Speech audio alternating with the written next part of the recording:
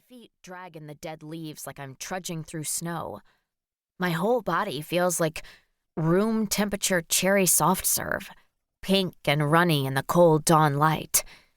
While I hike, the sun shifts higher in the sky, but its rays barely warm me through the browning canopy of leaves overhead.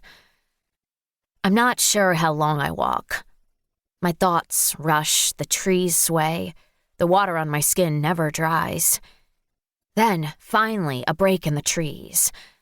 And beyond it, pale yellow siding and a moss-covered porch. Civilization. Hopefully I've found my way out of these woods, so I can get to figuring out how the fuck I wound up here in the first place. My numb legs grow weaker with each step. I stumble past the tree line and collapse in the tall grass behind the house. I tip my face up toward the dawn and notice the cracks in the yellow siding, the variegated shimmer of the sun on broken window panes. There's no one here who can help me. There hasn't been anyone here for a long time. My legs are liquid against the grass. I think they could melt right into the ground and trickle between the dirt and rocks, sinking into the clay. Maybe the rest of me could follow. I could water this little patch of grass, catch the sunlight on its blades, and fade away with the passing autumn. I think about it for a while, but then I get up again and stumble around the side of the house. Across the parched lawn, there's a dirt road that curves through the trees, lined with more long deserted homes. A blue cottage faces the yellow house behind me. "The devil was here" is streaked on the door in stark black paint. I shiver and hurry past, hiking farther up the road.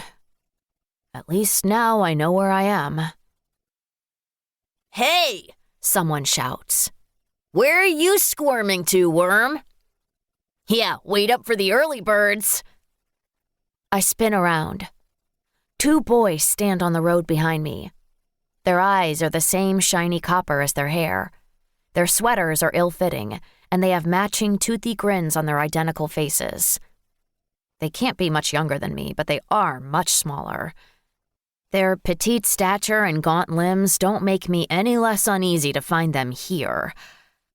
If I am where I think I am, no one should be here.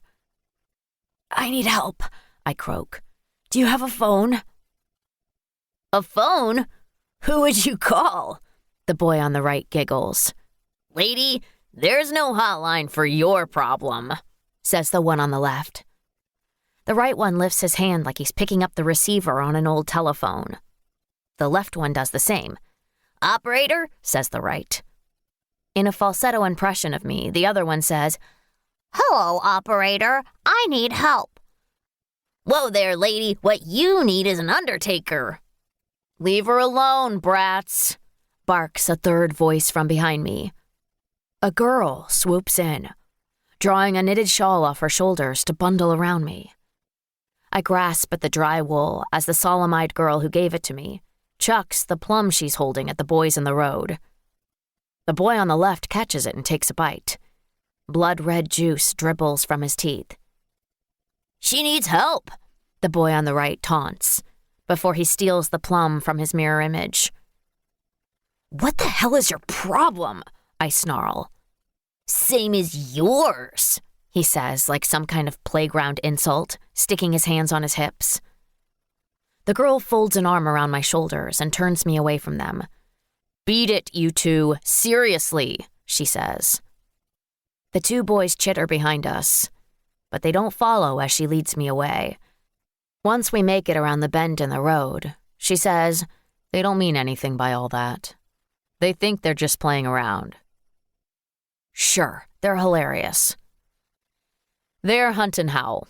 I'm Fern," she tells me. "Annabelle," I say. "All right, Annabelle. You know where you are?" Of course I do. The abandoned town at the top of Resurrection Peak is the stuff of local legend. I visited once with my big brother, Neil, who said that when the paper mill closed for good in the 1950s, everyone just up and left for lack of work. Maybe that's the truth, but it's not the only tale I've heard about why the town...